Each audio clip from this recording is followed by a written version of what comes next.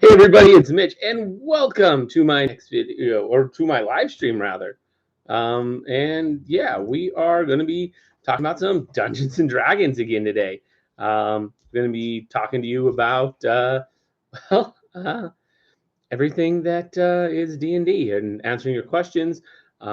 This is week two, so part two of me basically saying thank you to you guys, my community, for supporting me and helping me get to 500 subscribers. So yeah, if you guys have any questions, you just want to chat, hang out, I'm here to talk to you and see how you guys are and answer any questions you might have about D&D. Just talk about Dungeons and Dragons in general. Yeah, it's this is very much up to Jack how this goes. These are rewards for you guys for helping me grow my channel. Like I literally could not grow it without you guys. So yeah, I figured I'd do these live streams for you. Give you a chance to get to know me, talk more about D&D, kind of whatever it is that you guys want to do. Um, yeah, it's really up to you how this goes. So if you want to say anything, say something in chat, message me. Yo, Kyle. Hey man, 6 a.m. here. Can you do a show on PHB2 affiliations? Yeah, I could do some stuff on the PHB2. There's a lot of good stuff in that book. Some of the best. There's some really solid classes in there from what I remember. My PHB2. Let me grab that real quick. Oh, I just have so many books. It takes a second to find any specific book. But as soon as I figure out where that one is, I can start going through that and talking about it a bit. I have a hard time finding the PHB2 right now. Of course, it's going to be the last place I look. Where is my PHB2? Over here? Ah, here it is. Found it. Sorry about that. Boom. PHB2. So, yeah, if you want to talk about the PHB2, anything specific you want to talk about? Because there's some really good stuff in here. It's got some great classes. Ones that I'm pretty sure I covered a long time ago on here. Got myself some water. So yeah, it's got the Beguiler, interesting one. It's a full spellcaster, so good just because of that. But as far as full spellcasters go, could be better. It's got some rogue-like elements. So if you wanted to do like a rogue, so if you wanted to do like an all-caster party, but still wanted to have your essential roles for the party filled, like the rogue, you could have a Beguiler be in there, and he can fill the roles that you really need filled for the rogue. He gets the trap. He gets trap finding, so that's the thing you really need from the rogue, and the skills and all that. But you get casting and some decent stuff. A lot of illusion magic, and could be interesting. Dragon Shaman, interesting one. That one's kind of weird. I did a video on it, but honestly, it's not the most interesting of the classes to me. Duskblade, that's a really good one. That's a really, really good Gish. A really, really good Gish class. It's just got Gish built fully into it, full base attack bonus, pretty decent spell casting, and a lot of good synergy between the two. So Duskblade is, it's solid for Gish with a full cast, with like a full caster. The Knight gets a lot of crap. It does have some good stuff. Like at 17th level, they get what was it? What's the name of the thing? Impedious Endurance, I think is how it's pronounced. Which basically just makes it so you can't fail. Which basically means ones on saving throws aren't nat ones; they're just ones, which is kind of massive. If you're going into very high levels, you could stack that with a bunch of things that give you really high, insanely high bonuses to your saves, and just basically make yourself immune to saving throws. Um, Combine that with like metal and um, uh, metal and evasion. You can get some really good stuff. The knight can force people into duel, right? Yeah, they can. That's some of the early stuff. They get a lot of stuff like that, which is okay. But the thing about the knight that it's really high level, and most people don't look at the knight because a lot of their stuff is kind of underpowered. But at 17th level, they get something that just makes it so that if you roll a nat one on a saving throw, it's not a nat one; it's just a one. So if you have crazy high saves and endurance and metal, like if something offers a saving throw, it does nothing to you pretty much always. If you build it right, which is interesting. It does require 17 levels of knight though, which is a really heavy investment for something. Um, and you can get abilities that are almost as good for a lot lower of an investment. So yeah, for like a 1 or a 3 level investment or a 1 level investment, even, you can get abilities that are almost as good as what you can get for the knight for 17 levels. You can't really beat this. This is, um, you know, the best at what it is, but 17 levels is a lot. But yeah, the knight has what is it for forcing people into a duel? I think they still get saves, like a will save. Let me see if I can see which one it is. Was it Fighting Challenge? I think is swift action. You can issue a challenge against a single opponent. The target of this ability must have intelligence 5 or higher, have a language of some sort, and have ACR greater than or equal to your character level -2. If it does not meet these requirements, a use of this ability will be expended without effort. If the target does meet the condition above, you gain a +1 morale bonus on. Trying to figure out. There's so much stuff, but yeah, there's they do get some stuff that like force people into duel. They get like a test of metal. You shout a challenge to enemies, calling out the mightiest among them to face you in combat. Yeah, any target of this ability must. As a swift action, you can spend to use a nice challenge to cause all your enemies with 100 feet with a CR grid. Yeah, they get a will save, DC 10 plus, half your class level plus your charisma modifier. So it's okay. It's not bad. Um, it's not the greatest thing in the world, but especially seeing as they can have it does allow a will save, and a lot of people can have really good will saves. But yeah, it's not too terrible. I guess against like another fighter that could be particularly useful, or against a ranger, um, classes that are very heavily melee focused that tend to have not particularly good will saves. So yeah, against like a fighter or a ranger or something, it could be particularly useful to get those guys to jump in and you know uh, focus on you, the tank of the group, instead of doing the smart thing and going to the wizard that's hiding in the back and being like, "Hey, let's kick his butt," because those wizards and rangers tend to be squishy, whereas you got your knight who's got like this high AC and really able to take a hit and handle himself. Like the knight is very very focused on that. What else do you have? Oh, the PHB2 also has some really good whatchamajiggers. What are they called again? Yeah, alternate class features. Yeah, there's so many alternate class features for in the PHB2, like a ton of them. It's one of the best books for that. It's got a lot of them for all your basic stuff. Some of them have better stuff than others, as well as it has some for a lot of things from the older books, like a lot of stuff from Complete Warrior. Like it's got like the Hexblade, it's got the Marshall, Yeah, there's a lot of alternate class features that it does have. It's got the scout.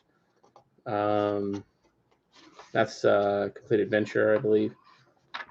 Just kind of scouring through this warlock. That one's a complete arcane, I believe. War mage again, complete arcane. Yeah, there's a lot of good stuff for in the PHP2, and there's so many feats. The PHP2 has so many feats, so many good ones too. Like this book is littered with just really good feats, especially ones that kind of. And the Hexblade, so yeah, the Hexblade is equals Duskblade. Like, yeah, there's a lot of truth to that. A big thing about the Hexblade is it was made first.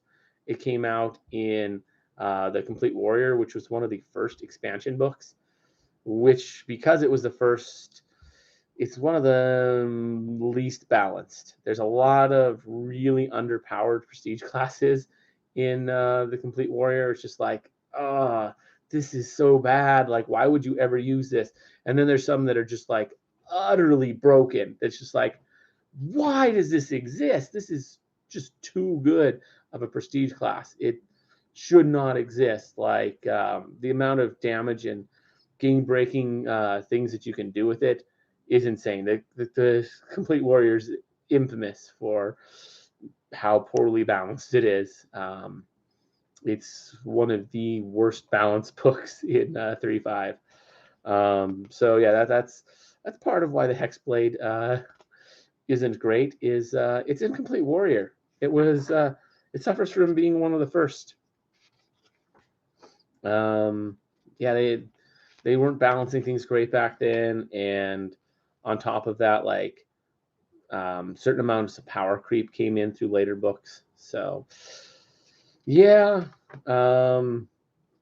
that's just a problem with Complete Warrior, unfortunately, because I really like Complete Warrior. It was the first prestige. It was the first.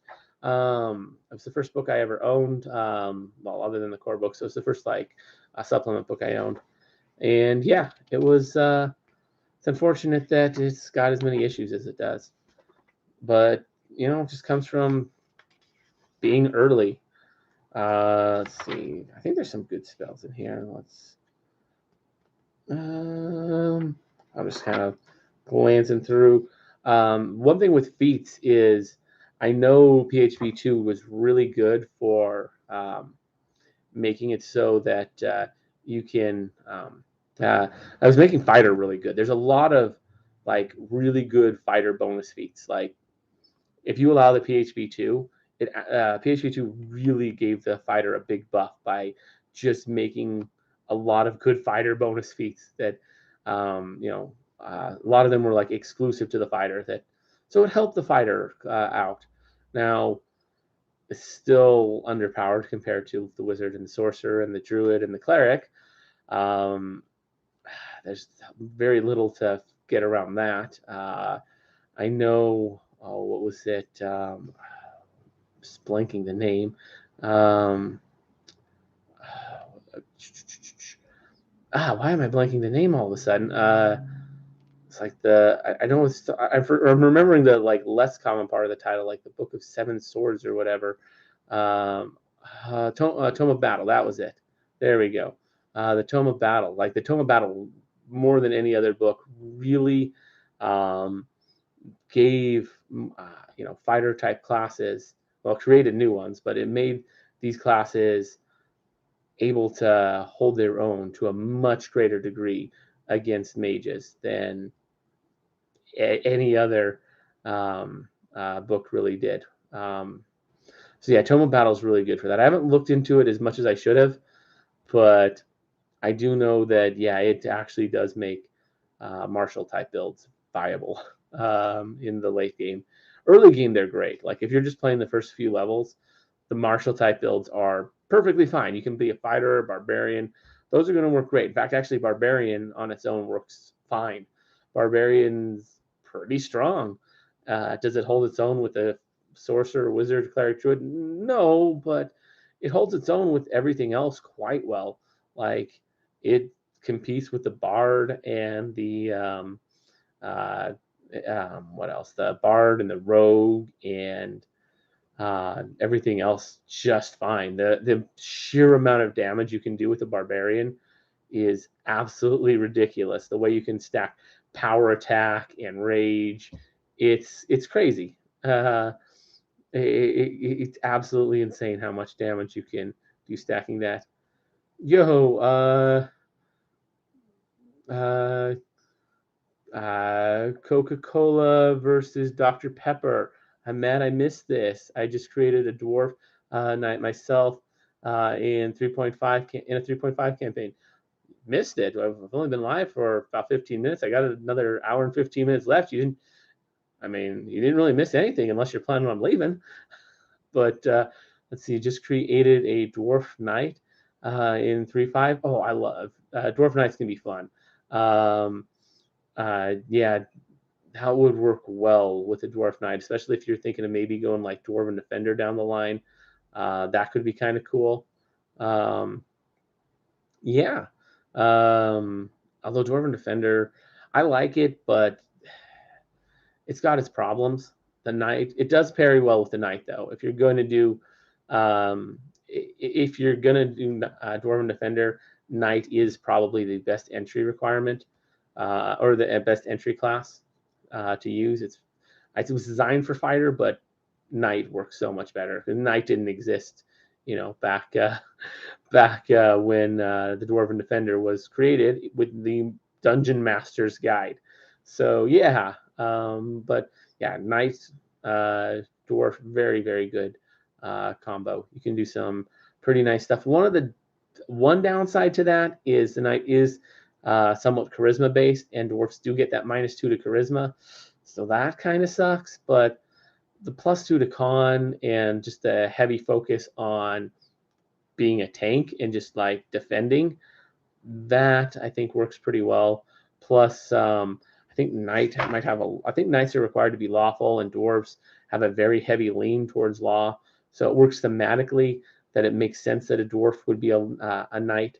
Following that whole lawful code is not something that would be difficult for a dwarf to get their head around. It's like, oh yeah, follow strict rules. That seems easy enough. I was taught very well. My parents raised me right. Yes, of course I will follow rules very strictly and adhere to code that I have sworn to follow. Yeah, easy, no problem. Yeah, the dwarves are hardwired to follow rules. Let's see. Am I right that it's required to lawful? I have to look, but I think it does. Religion, advancement. I'm just trying to see if I can find alignment.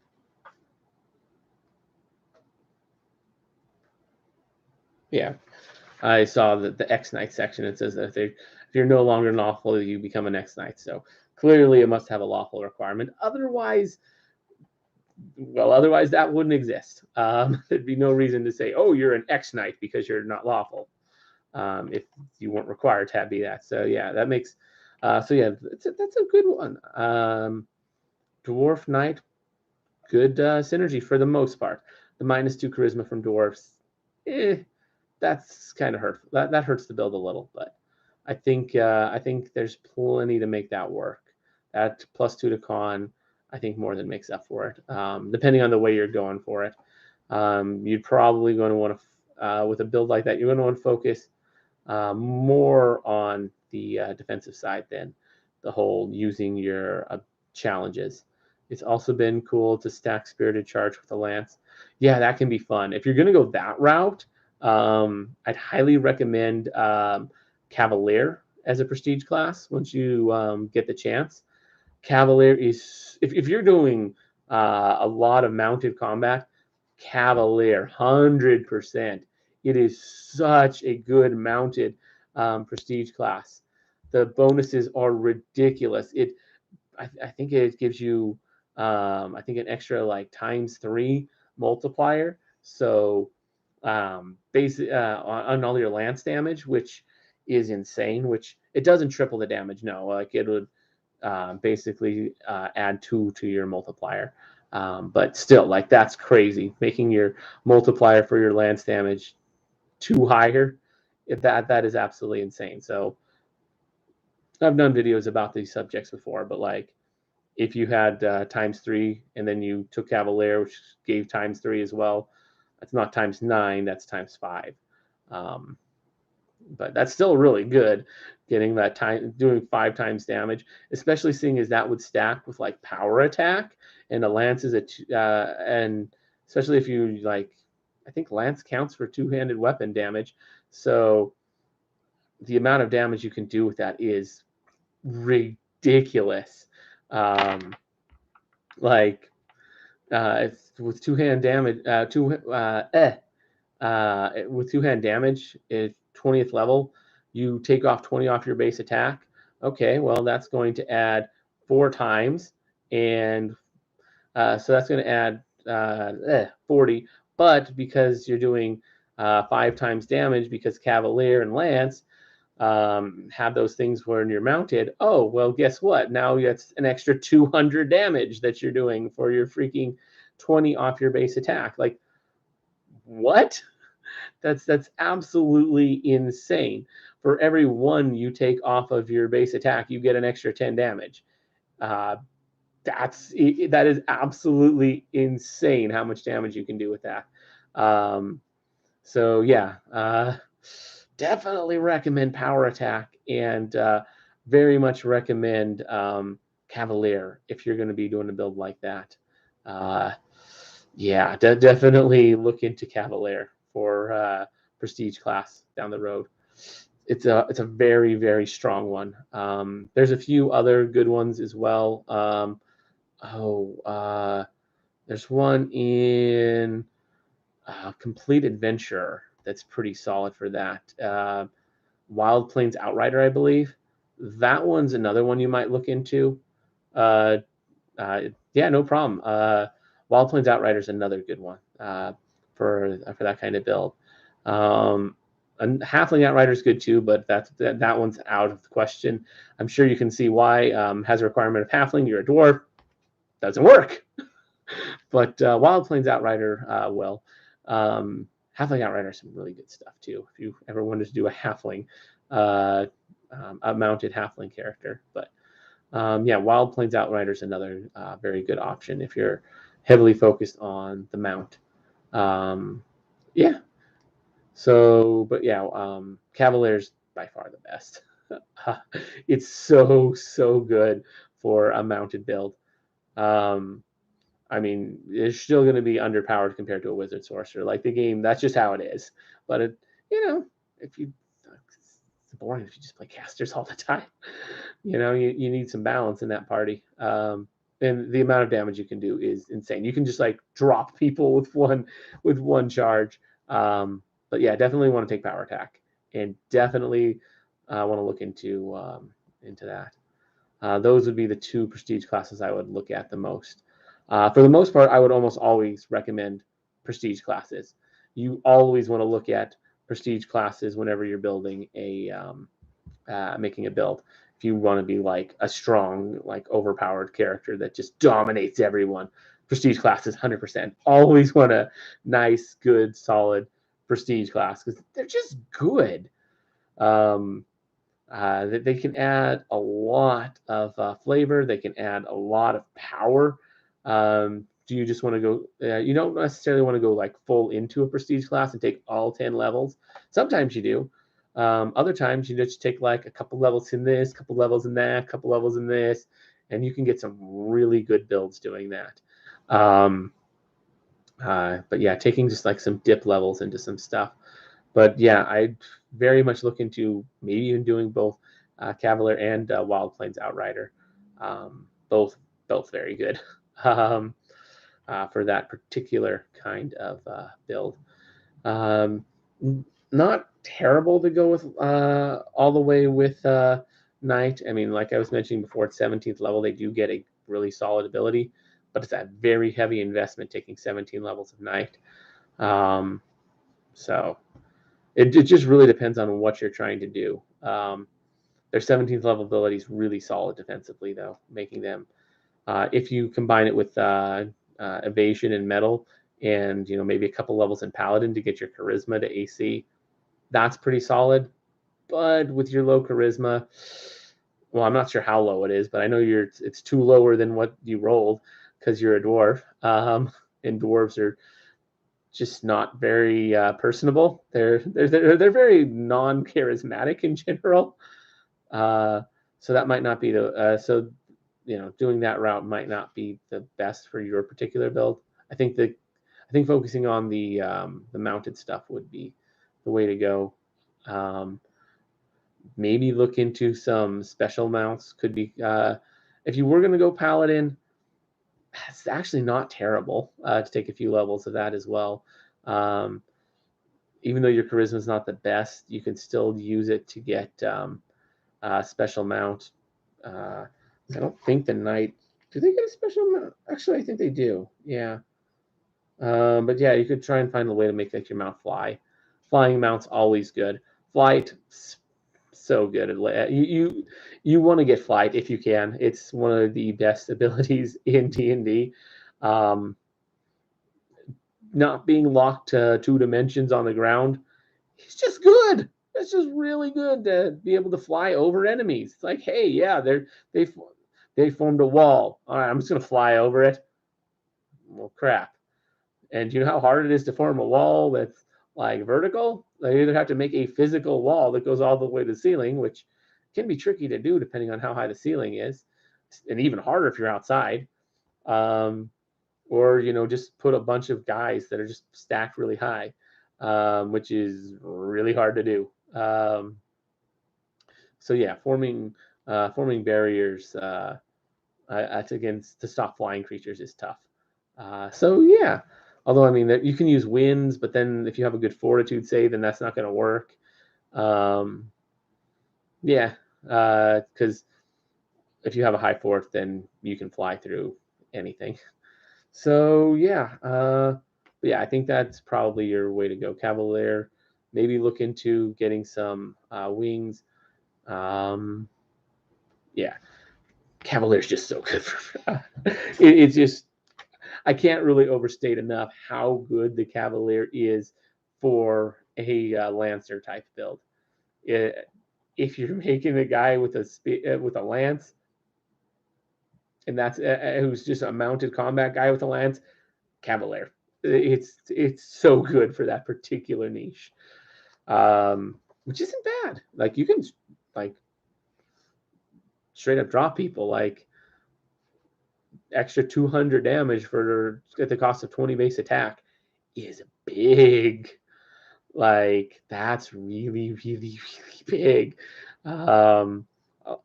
That's gonna drop a lot of. I mean, 20th level. I probably won't one shot too much, but it's gonna put a big old dent in most enemies. They're only gonna be able to survive 2, maybe 3 of those. So yeah, if you crit, although if you crit, it's not gonna do much more. So critting it's just gonna take it from ×5 to ×6. So you're gonna get not much yet. Only no, sorry, it'll take it from 5 to 7. We've got lances are ×3, but still, that's only going to add another 80 damage, which okay, that's actually a decent amount. But compared to we're going from 200 to 280. It's not the biggest jump. But yeah, let's see. Let's see. Yeah, but the Knights, it's got some solid points.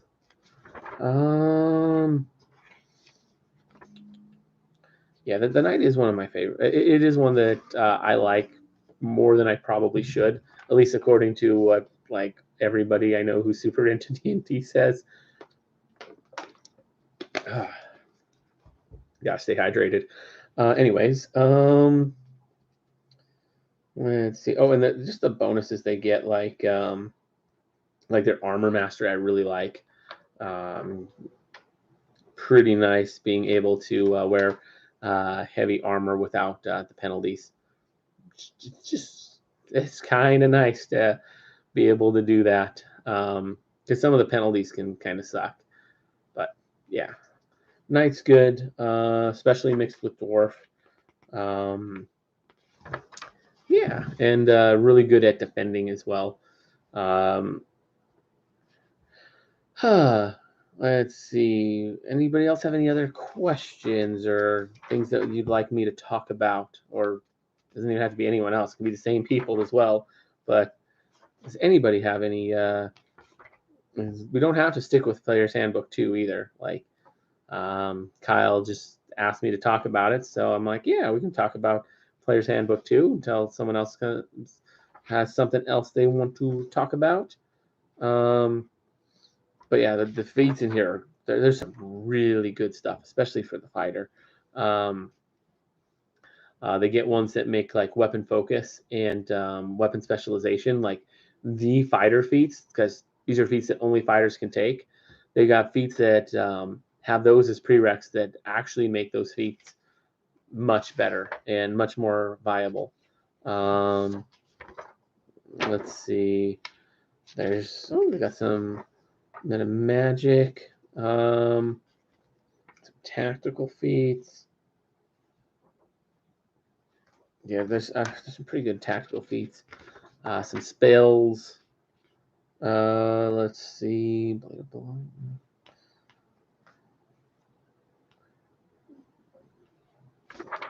Just looking through here, seeing what we got. If there's anything being. Oh yeah, they introduced some character stuff too, which is kind of cool. Like if you're trying to build a like a fleshed out character, there's a whole section like chapter 5 is all about like making a character for role playing purposes. Like there's really no mechanics, like nothing mechanical in it that'll help you make like a good build or anything, but it's really good at helping people with the role playing aspects. Like it has like, oh hey, what's your background? Were you farmer, gladiator, drifter, um, mariner? Like it's got soldier. It's got like all these different things. You can have like personality traits, um, uh, like the martyr, the mercenary, maybe be an innocent, orphan. That's a really overdone one. Orphan is probably the single most overdone personality archetype. I cannot begin to tell you how many times I've seen players, and even myself, make a character that's like, yeah, I'm an orphan. My parents died and in some tragic accident, and now I want revenge. Like, so overdone. So overdone. It's cool. It's a good archetype, but so many people do it. Royalty is another one you see a lot of because everyone wants to be like, I come from royalty. I was somebody important at some point, like royalty, or if they're not allowed that, like I'm fallen royalty. I used to be important, but like not anymore. Something happened. You see that kind of stuff a lot. Um, and then there's like personality traits like brutal, calm. So like you can like just chapter 5 is just all about talking about what can you do, like what options are there for um like for being a actual character. Like you're not just there killing monsters and defeating dragons and exploring the dungeon. Like there's so much more to D&D than just that, there's so much more to it than just killing stuff. So those aspects are fun for sure, but there's a lot more to it. And then let's see what chapter 6 is about. Your adventuring group, like, oh yeah, it's talking about party basics and organizations you might be in. That's kind of cool. Being a team player. So that seems like a great thing for people to learn. I'm gonna make a video about some of this stuff. I'm getting video ideas up here while I'm making this. Yeah, there's a lot of really good stuff in here that I think I overlooked until like just now. Yeah, PHP 2 does a really good job of like it looks like the later chapters really flesh out characters, which is kind of nice. And then it's like affiliations, and there's like some mechanical stuff for the affiliations, which makes sense because certain affiliations are going to have various requirements. But yeah, if you guys, oh yes, and then the last chapter, building your character. It's got all the stuff about retraining. This is actually big. This one's one that I've seen used a lot, and it's one you definitely want to bring up with your DM if you've been playing for a while and you've grown as a player throughout your experience. Maybe you started as a new player and you're like, I made this build and it was kind of cool, but now I see that I made a lot of mistakes and I wish I had done things different and blah, blah, blah, blah, blah. Well, there are rules for dealing with that.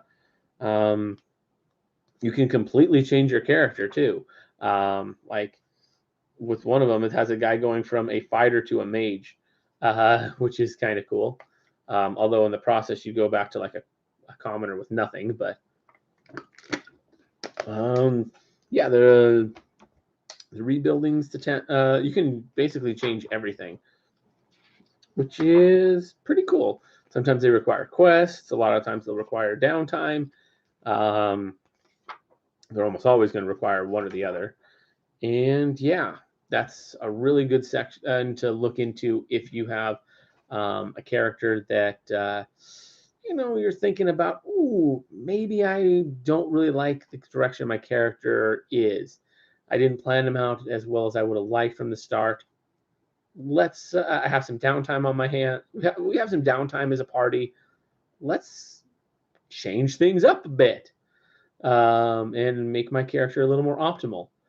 These rules are really good. So it's what, chapter 8 of the Player's Handbook 2. Good stuff right there. It's not a whole lot more to the book, but I mean, there's a lot that I've covered right there.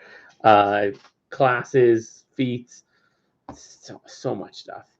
PHP 2 is one of the better 3.5 books. It's got so much material. There's a reason why it was one of the first ones I covered.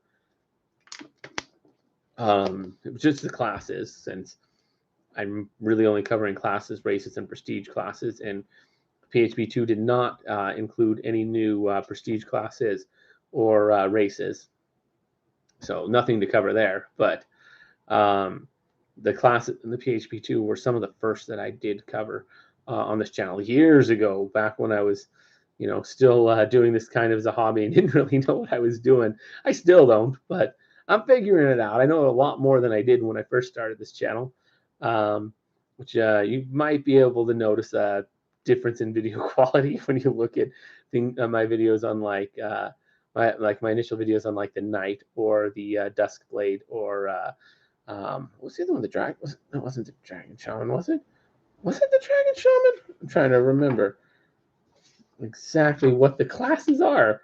Like, I was literally just looking through this a second ago. Yeah, it is a Dragon Shaman. But yeah, if you look at those videos, you'll notice a difference in video quality, I suspect. As I hope you do, because I like to think I've increased my video quality a lot since then. Yeah, but yeah, it's got some really good stuff in this book. Is there anything else anybody wanted to talk about? D&D related, or really anything at all? Like this stream is for you guys. Like this stream is me talking to you guys about whatever it is you guys want to know about. Like mostly in terms of D&D, because that's the main focus of this channel. But I got other stuff on the channel too. So really, anything goes. Like, I really appreciate you guys helping me get to 500 subs. I think we're at what, 522 now or something like that. It's absolutely insane how fast it's been growing lately. I'm like, dang, it's kind of crazy because we just hit 500 subs like a week and a half ago or something, and we've already what was it? Was it 522? Yeah, 522. That's crazy.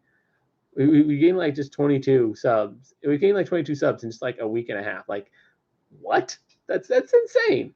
So yeah, I really appreciate that.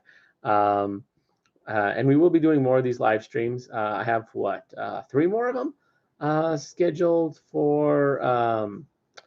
uh, for the next couple for the upcoming weeks. There's going to be 5 in total. 5 in total. I can get my hand in frame over the next 3 weeks or so.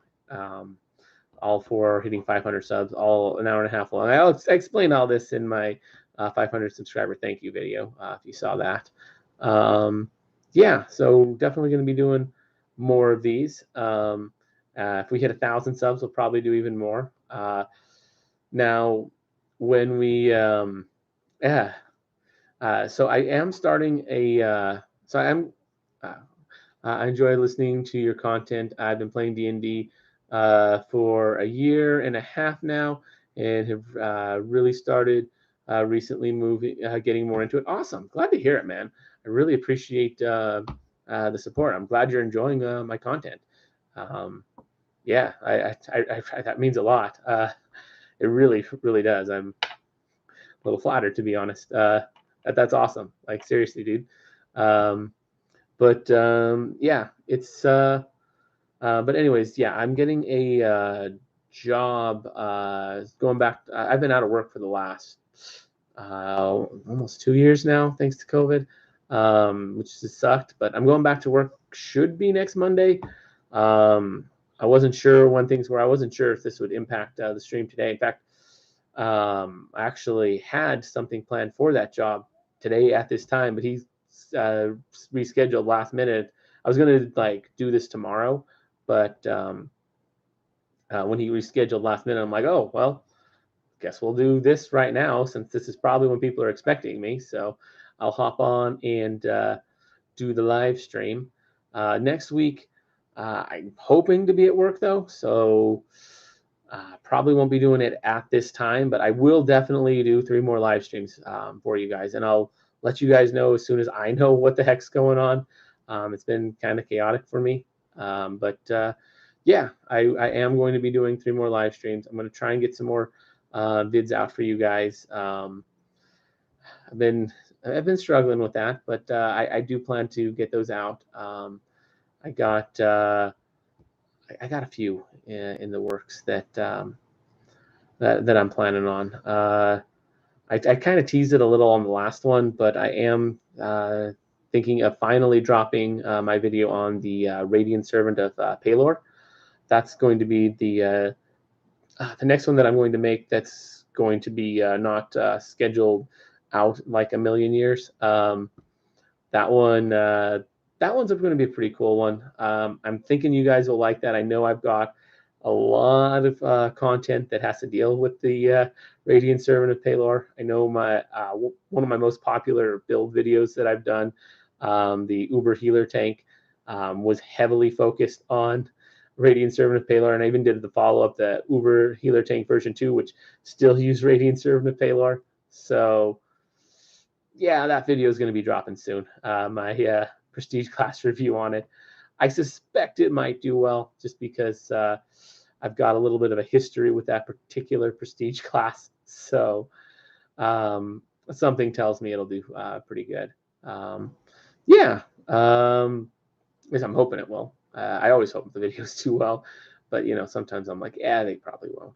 Especially a lot of the Naruto reviews that I've done, which I have mentioned that I am planning on switching those over to do Naruto builds. That's something coming down the road. I've got a lot on my plate right now, though, so we'll see how long it takes me to get that out. Hitting the 500 subscriber milestone was really motivated me to get back into this, though. I actually haven't made a lot of videos the last few months. Most of the stuff that's come out has been stuff that I made months ago that is just like post-dated. I have videos that are going to be coming out for the next year that I've made months ago. So that's a thing, but I'm planning on actually like making new stuff. But I've got a lot. I've got work that's coming up. I've actually been streaming on Twitch lately, so still pretty small on there though. Haven't even hit affiliate yet. which I think if I had, that might be an issue for doing these live streams on here, because I don't think YouTube and Twitch like it when you stream on both. Or at least I think Twitch doesn't if you're affiliate. I'm not sure if YouTube cares, but yeah, that's a thing that I gotta look into a little bit more. But I'm not monetized. I'm not a partner on here on YouTube. I'm not affiliate or anything on Twitch, so it's nothing I have to worry about yet. Because when you're small and not monetized, there's really not a lot of rules against anything.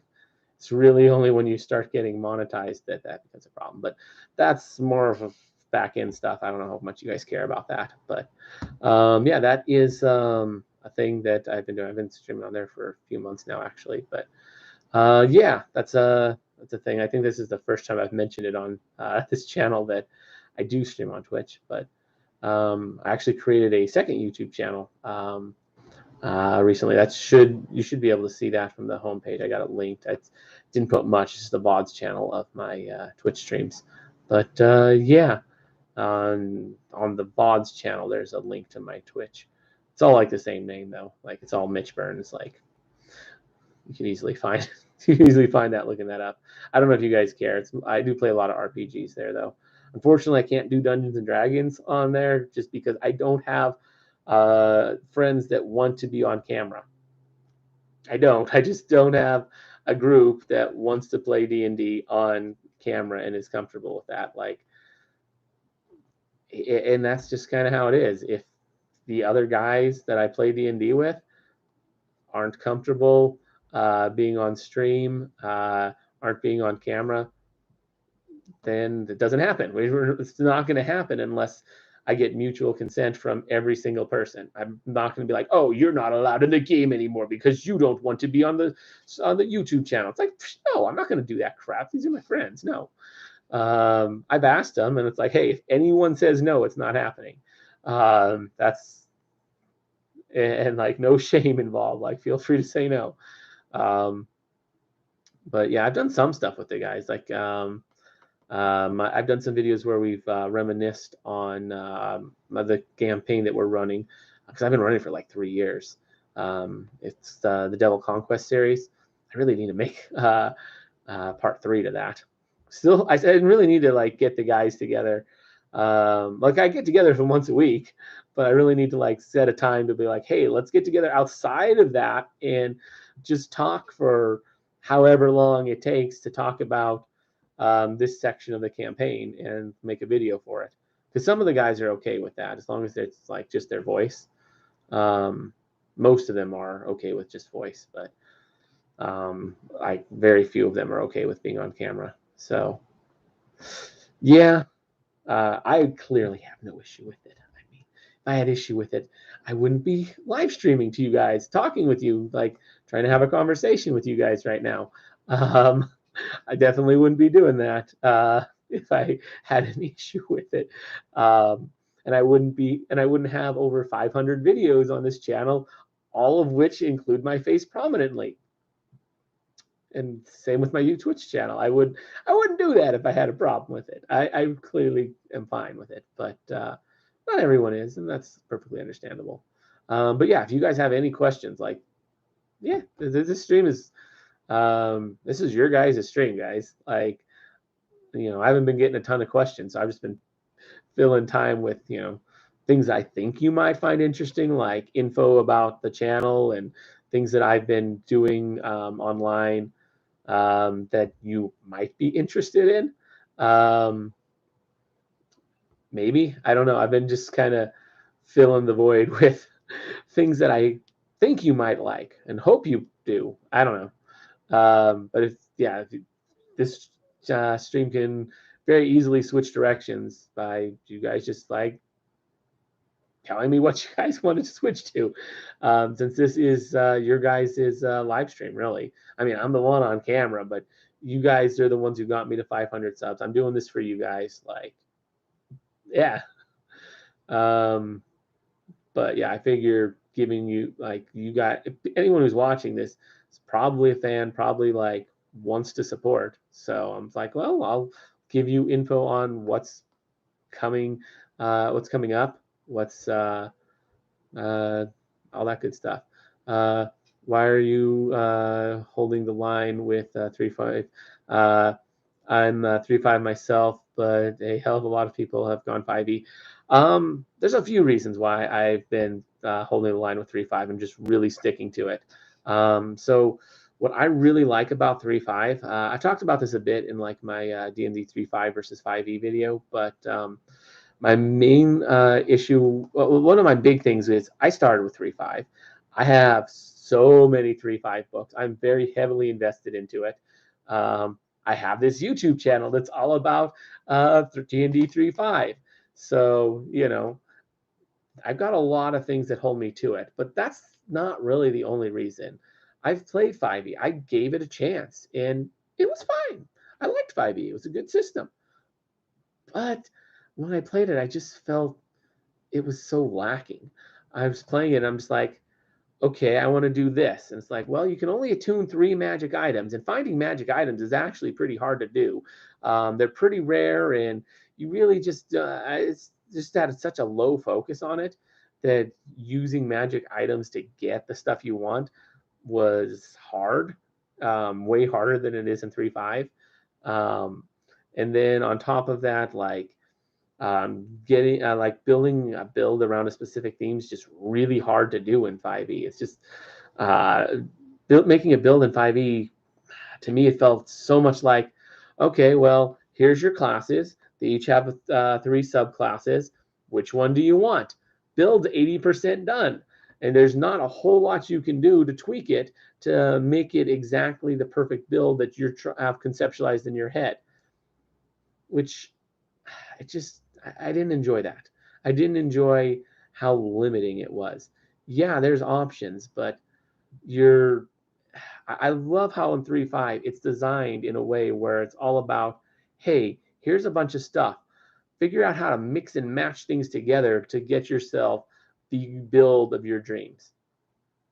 I love that about 3.5. You go in with a concept in mind, and you look through the books and you figure out, how can I actually make this concept real? Like, you can't just like make up stuff. You can't just be like, okay, I want my guy to hit really hard, so I'm going to just say he hits really hard. No, you got to figure out, okay, which classes do that? Which prestige classes give you advantages that do what you want? And you look in, it's like, well, you lose that, you gain that, and you have to look at all the trade-offs and everything. I love that about 3.5. That is something I am very, very passionate about. I love that there's rules and restrictions, and you got to play with them and figure out how to rearrange everything. 3.5 is great about that. If your build is just to hit real hard and you don't care about anything else, absolutely go Barbarian and go Frenzied Berserker, 100%, if you're just looking to hit really hard. Or Cavalier's actually not bad either, if you want to do it mounted. But anyways, I love the fact that, like, you can look into that, or if you have like a concept in mind that's a little bit more creative than just hit hard, you can like look into it, figure out how to go about it. And as you're going about it, a lot of the times you're like, well, maybe it's not really worth it to quite do the dream I have, but if I tweak it up a little, then I can gain this and that. And then as you look through that, you're like, oh, but maybe if I do this. And sometimes you're going through this whole process, and you end up with a completely different build than what you had originally, conceived in your mind. But you're happy with it. You're like, hey, I like this new build. It's good. I came up with something even better than what I had originally thought. Agreed. 3.5 is fluff meets crunch. 2, he had great fluff, but the mechanics were out of sync. I haven't looked into 2e much. I've heard about it. That's AD&D, if I recall, and yeah, that's that was it. Flacco, I think is what it was called, or Facco, I think it was. Yeah, I've heard about that, and I've heard it was something. I've heard it was something else. 3.5 changed things a lot, from what I understand. It was, 3E did, but 3.5 basically just took 3E and said, okay, there were some problems with 3E. Let's fix those, but keep things mostly the same, which is why they didn't change the version. It's still, 3.5 is still 3. It's just fixed 3. But yeah, 2E, I've heard about that. The most notable change in 3 was changing it so that AC big number good.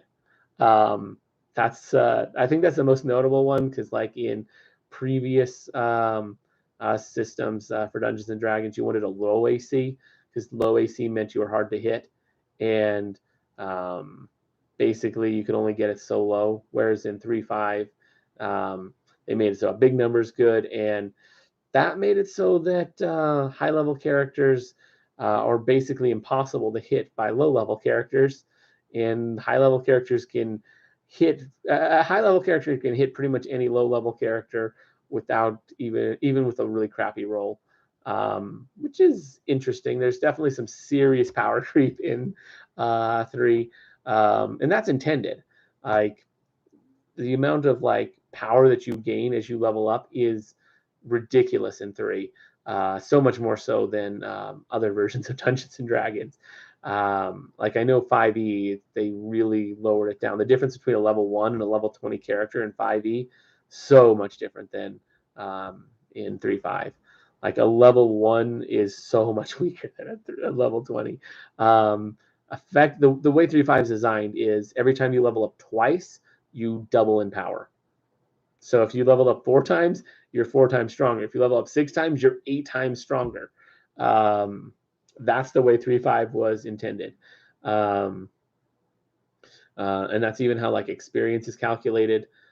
Experience that even um, for doing single levels, half the time they'll increase it by 1.5 times, so 50% more, and the other time it's like a third more, because basically when you multiply 50% more, which is 3 over 2, basically the number works out to when you multiply the two together, you get double, and it works out, which is way easier to use those two fractions than it is to go with, well, every time you level up, you gain square root of 2, which is like one, it's like one, like 60% strong. I'm not even like, yeah, it's dumb. You're not getting that. You're getting, they're using even fractions, which is nice. Um, yeah, I like that they simplified that. They do a lot of stuff that makes the math less complicated. That and like the movement. I really like the fact that in 3.5 it has the every other diagonal counts as 10 feet. That's a really cool way to do it. It makes sense because like in 5e, the simple system of, oh yeah, you gain 5 feet. Every corner is just 5 feet. So you can move in diagonals really fast and cover a lot of ground just by going down the diagonals. It's like, that doesn't make sense. That's a lot bigger distance that you're covering when you're doing that. Whereas in 3.5, their system does make sense, and it's based off of like real algebra. It's based off of like real geometry, but simplified. It's not 100% accurate, but they simplify it to make it pretty realistic, but also easy enough that people who aren't, math majors can figure this stuff out and not have an issue. Like a lot of people suck at math. I'm guessing a lot of people who play 3.5 nowadays don't suck at math because there's plenty of stuff in here that's very heavy number crunchy. Uh, and people who suck at math tend to not like that stuff. But I could be wrong. Maybe there's people that are terrible at math that are big 3.5 fans. I can't imagine too many though. But I could be wrong. But yeah, 3.5 it's just more realistic like that. I run into some fun stuff in games. Let's see. Do ever do any homebrew classes? What are your favorite campaign settings? Yeah, I don't generally allow like homebrew. I personally don't do other people's homebrew stuff, usually, but I've done some homebrew stuff myself. I don't think I've ever played an actual class, but I've come up with some concepts for them. I've done some like homebrew feats that I've worked with my DM for. Um, I came up with one that I did for a concept that was basically it was just a feat that lets you treat martial that lets you treat hand and a half weapons as martial. That's really all it was, because I wanted a character that had like a bastard sword and like a dwarven war axe and a maul, and he just wanted to have like a lot of really big weapons that he's using in one hand while holding a shield in the other. So I've done that, which was kind of cool. And I've come up with some classes. Like I've came up with one that was based off like the Dragonborn from Skyrim. Although apparently they've actually done stuff that apparently there's actual classes that do that. So I'm like, huh, okay, wasn't aware of those when I came up with that. But yeah, I was going to do like a prestige class that basically allowed you to do the power words that had like the power word spells as their only spell list, and basically use them as part instead of a breath weapon use. That was kind of a concept that I had kind of been playing around with. Full base attack, and it had like up to 9th level spell casting in 10 levels, but your spell list was the power word spells. And in order to cast this spell, not only did it take away from your spells per day, but it also used up your a breath weapon use. So you'd have to wait for your breath weapon to charge back up, and that was like a requirement. So I came up with that. I did like some races. Like I came up with like a gold dragon where like you could do like, I think I had like 70 levels to get to Great Worm, which was insane.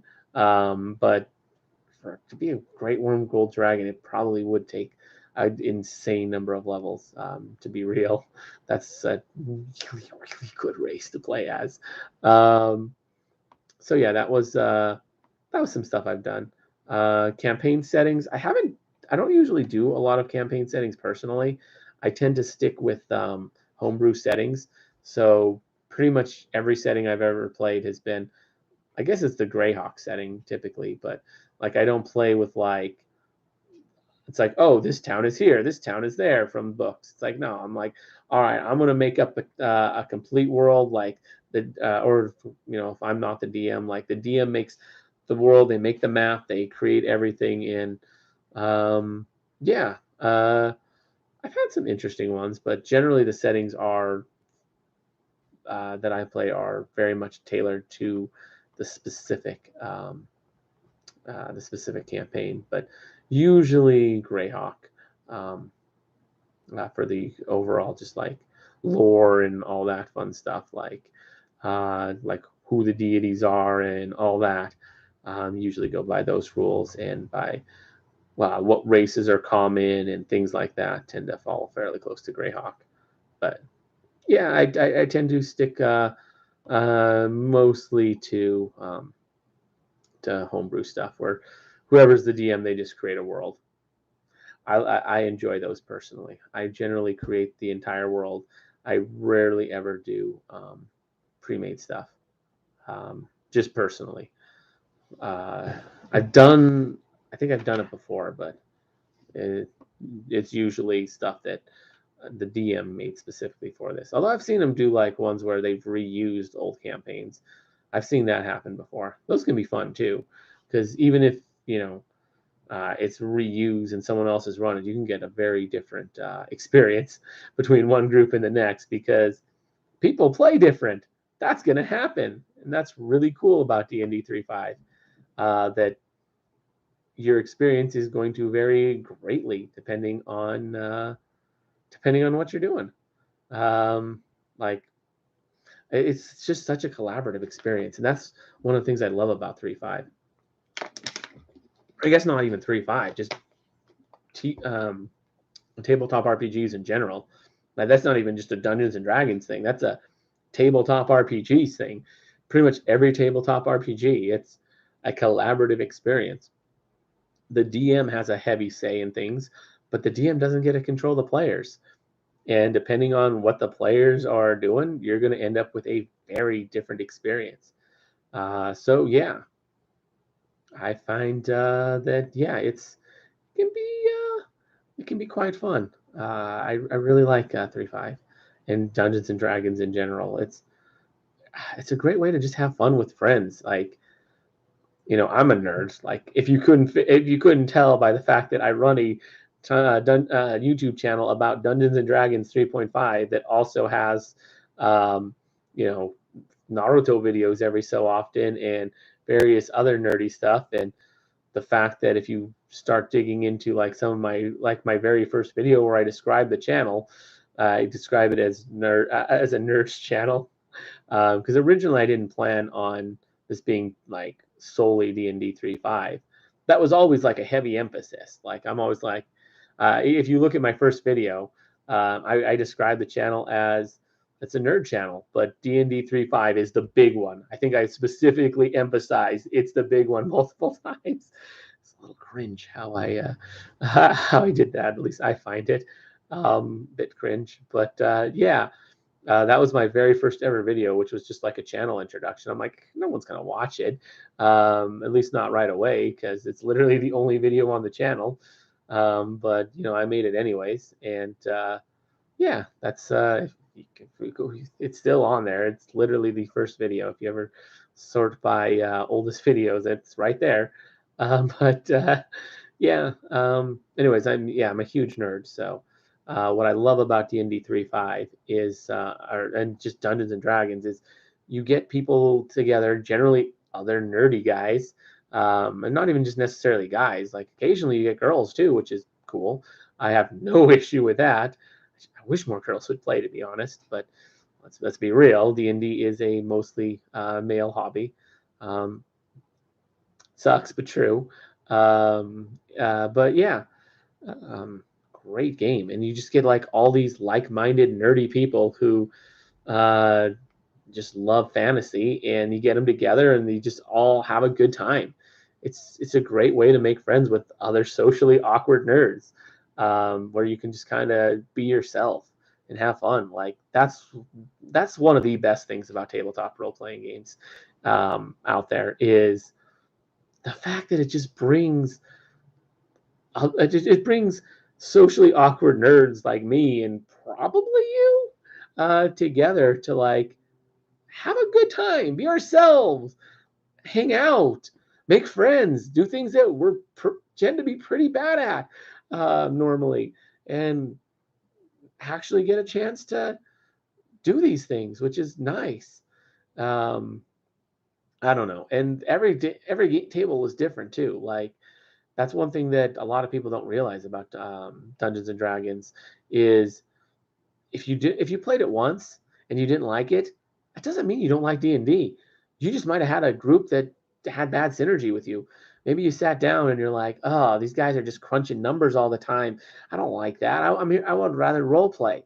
Well, you're probably at the wrong table. Like find another group. There's ones that they don't like crunching numbers and they're just going to be role playing. They're going to be dressing up all the time and showing up and like in character constantly. And anything you say when you're at that table is in character. There's groups that are like that. And some people see that and they're like, that's too much for me. I can't do that. I'd rather just crunch some numbers and do some math and make some cool builds. Well, then go to that other group that I just said. Or maybe you want something in between. There's groups that do that too. There's groups of all shapes and sizes that do all sorts of stuff. Yeah, finding 3.5 specific ones can be tricky. There tends to be a lot less variety nowadays on that, especially if you want an in-person game. If you're playing online, that's easier. Although it's still hard to find groups. Like you have to really like scour the internet to try and find stuff. I think Roll20 has some stuff, but finding groups can be tricky. Finding yeah, it can be tough. I'm in a privileged position with that. I run a D&D 3.5 YouTube channel. That gives me that gives me options that most people don't have, and I recognize that, and I am very grateful for these opportunities. But yeah, I also was the treasurer at my at the club at my university for Dungeons and Dragons for about 2 years, and that helped give me a lot of opportunities as well. So if you're looking for stuff, try comic book stores. Try, I don't know, try your see if your college has a Dungeons and Dragons club. That's going to be an amazing way. If the club's halfway decent, that's going to be your best way to find a group. Anyways, any other Coca-Cola versus Dr. Pepper says, any other ideas for equipment and items or other things I should look into for my character creation? Being newer to the game, I didn't even know the Cavalier existed. Yeah, equipment and items. If you're looking for damage, you're gonna want to find a lance. Maybe try and find some special materials for it. Adamantine can be a good one. That can get through a lot of DR. It's going to be more expensive, but can help with that. There's other special materials as well. It really just depends on what you're going for. It's hard to say really what to do with that. Equipment is somewhat basic, especially for your attack stuff. You can do, you're going to want at least a +1 on that to make it magical, at least once you get to high enough level where you can afford that kind of stuff. Like at first level, you're just going to get a regular lance. That's all you'll be able to afford. You won't be able to get anything special. But as you get higher level, you can, and make it magical. You're going to want to get like material component stuff first before you start putting magic stuff on that, because like taking an iron lance that's magical and has all these cool buffs and suddenly making it adamantine, no, you can't. Like that's not a thing that can really easily be done. The lance is made of iron. Suddenly changing what the lance is made of is hard to do. But if you have an adamantine lance and then you want to make it magical, yeah, that's easy. That's how you make a magical weapon. You start with a non-magical one and you throw magic at it, and that's how you make it. So you're going to want to do that. You're going to want to focus on the mundane aspects of your weapon first and foremost. Armor, especially if you're going knight, you're going to want to look into heavy armor, especially dwarf knight. You want some full plate. Maybe get some mountain plate. Mountain plate might actually be an issue, but you're going to want that full plate armor. Yeah, because your dex is probably not the best. Maybe make it mithril, especially if you have a somewhat higher dex. Adamantine can be nice too to get you that DR. A little bit of that DR3 from Adamantine full plate, not bad. Can be quite useful, just shrugging off 3 damage from basically every attack you get hit with. That's actually kind of nice. What else? It's not like amazing, but it's not bad. Just shrugging off 3 off of everything. Since a lot of the best builds in D&D focus on heavy action economy and getting a lot of attacks. So if someone's like their main build to do damage is to just hit you a bunch of times for moderate damage, 3DR is great because every single one of those attacks is 3 less damage. So that's significant. That's a significant amount of damage that you're avoiding with that. You're definitely going to want to make your magic, your armor magical. Getting +5s on that can be very useful. Your weapon, you don't necessarily need to make a +5 if you want to go with like greater magic weapon. That can be very useful if you have somebody to cast that on for you every day. As that's a very long-lasting spell that basically makes your weapon +5 for the day. It's not permanent, but if you do it every day, it's as good as permanent. It's easier to dispel, but that does take some actions from the enemy. So might be worth it to save your money and not go heavy on the pluses. Get some enchantments on your armor, your weapon as well. Vorpal. Wait, I don't know if Vorpal doesn't work on a lance, but yeah, get some find some good damage dealing stuff. Might be worth it to put like flaming or thundering or icy on your lance to get some extra damage on there. I think some of that. I'm trying to remember if that's going to multiply.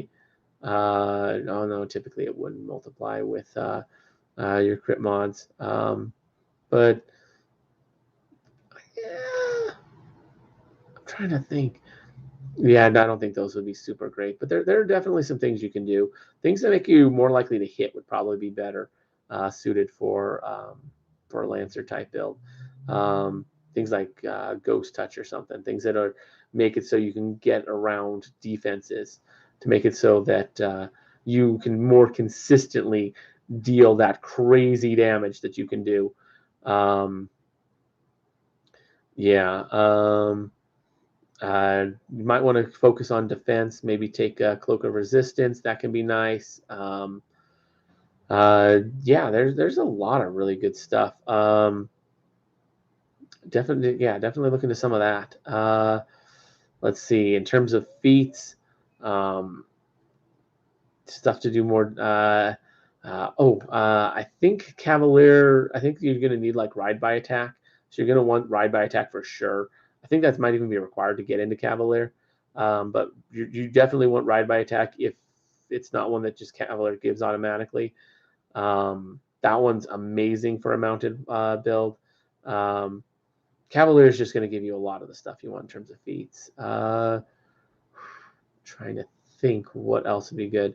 Um, I guess stuff like your stats are kind of already set in stone a little bit. Other magic items. You could get things that increase your strength. That would be very helpful. So get like a belt of giant strength or gauntlets of ogre power, which honestly you don't really need both. Like they're not super exclusive. The magic item compendium you can like make any. You basically you can make like goggles of. You could make goggles of giant strength if you wanted and it's literally just the same cost. And you can make a belt of giant strength +2. Like they're not listed, but you could very easily do that. You could just make a belt of giant strength +2, same cost as the gauntlets of ogre power. Literally, very easy to do. Almost most teams would allow that. Basically, the magic item creation rules pretty much say you can do that. So upping your strength, very, very good. Upping your con, not bad. You want to be able to take a hit. You're going to be the tank. You want to get your dex as high as allowed by your armor. So if you're going mithril full plate, you want to get your dex right up to I think it's like a +4 or something, or that a mithril full plate allows. If you're going adamantine, then it's going to be lower. You're only going to want to get your dex to like a +2 or 1 or something.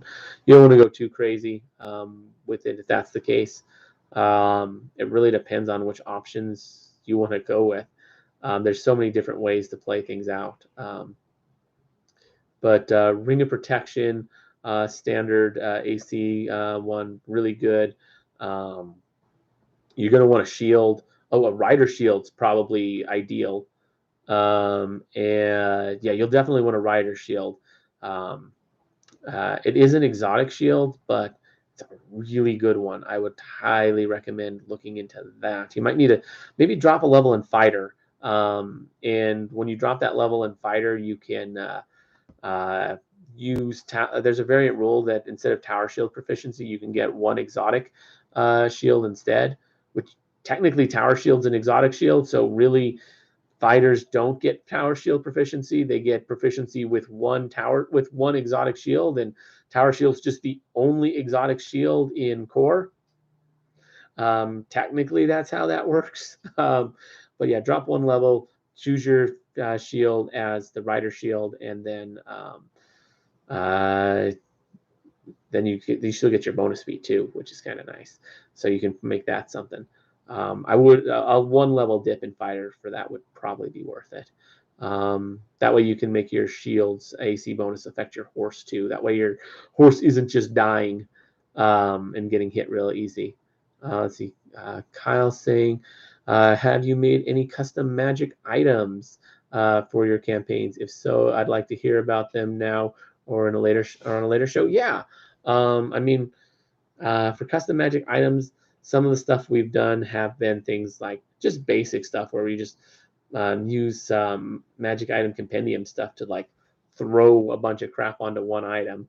That's easy enough to do. Like you can Literally, and it's not even that expensive. Basically, you have to pay 50% more for all but the first magical item, which the first one can and should be the most expensive one. So basically, if you just want to throw everything on there, all the most expensive enchantment you pay normal price for. All the cheaper ones you pay price and a half for, and then you can just throw them all onto any old magic item and just really go crazy uh, with magic items, just going way past the normal limit, which is already very high. Um, let's see, what other stuff have we done? We've done some fun stuff.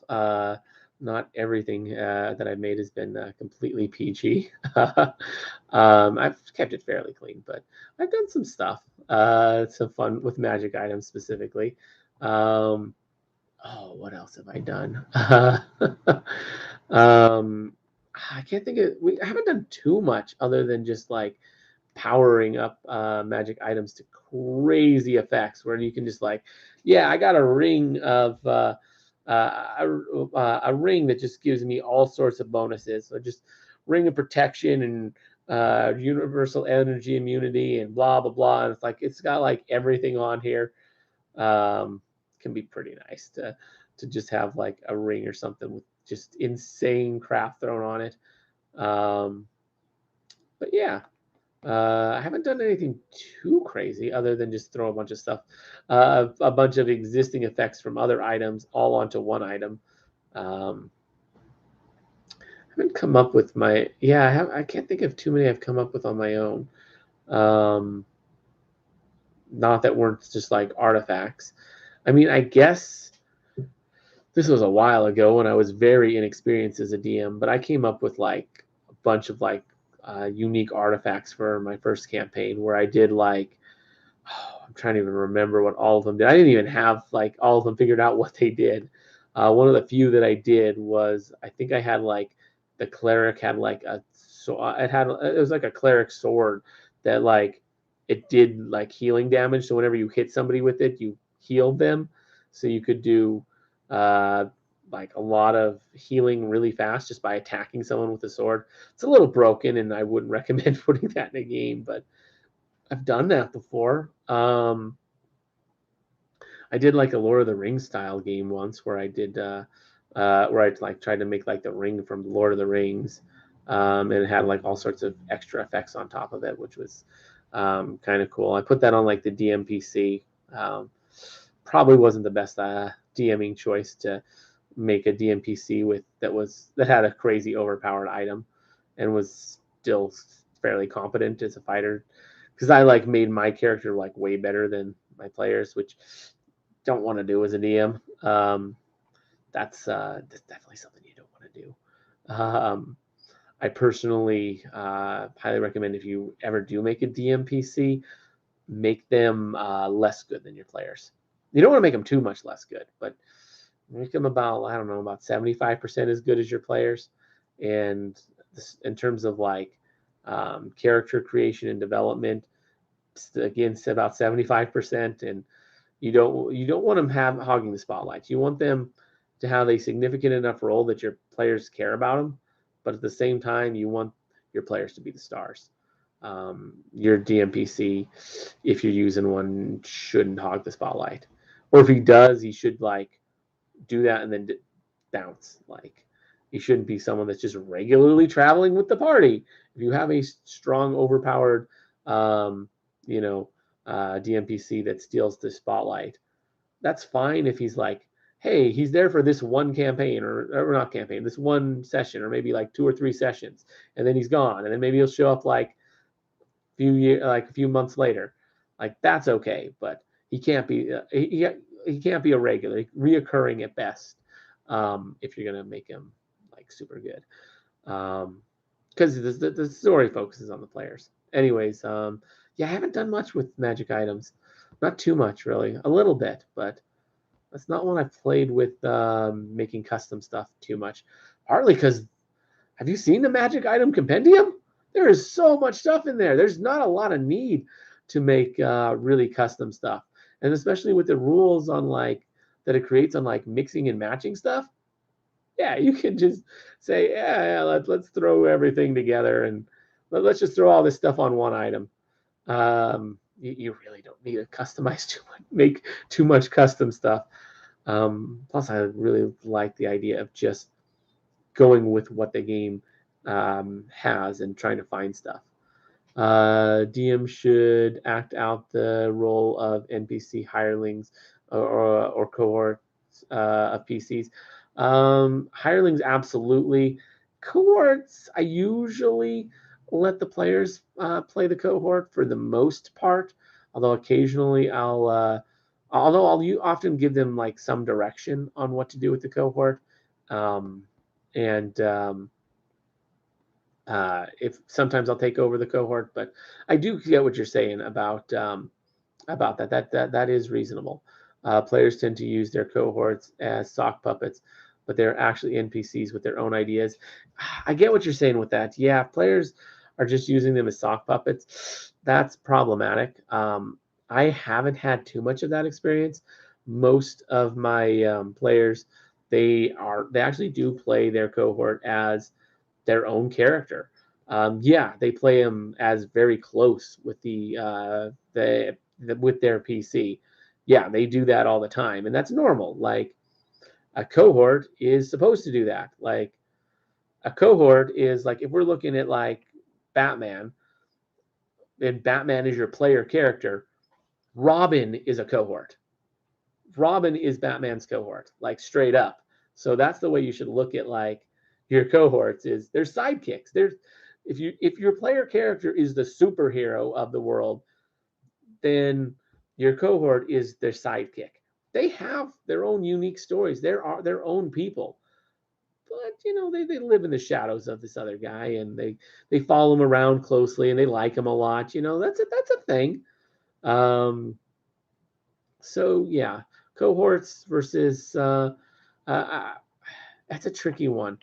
I do think that yeah, if the players aren't really giving their cohorts like real like autonomy and backstory and like giving them their unique personality separate from that of the player of their player character, yeah, that can be a problem. But I've had an experience of my players tend to recognize that and give their cohort a unique personality.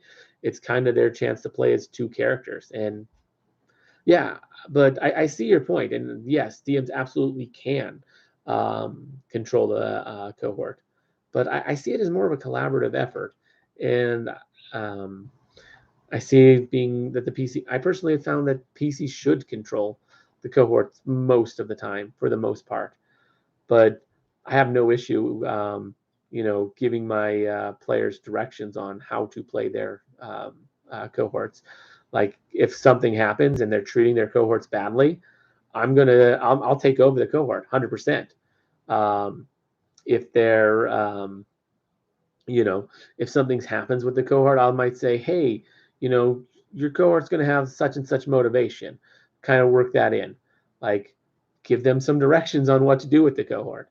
Be like, yeah, they really don't like this, especially if the dice are saying certain things, like if they're failing rolls or whatever. I'm not going to give them the same kind of protections against manipulation that I would a player character. Cohorts make good ways for DMs to or not sure what you mean by Oro, but I have found ways that you can like get in like with a cohort. So what you can do, that's a weird way to phrase that. Anyways, so what you can do with cohorts as the DM, you can say something like, how to phrase this. So basically, maybe the enemy has like mind controlled somebody.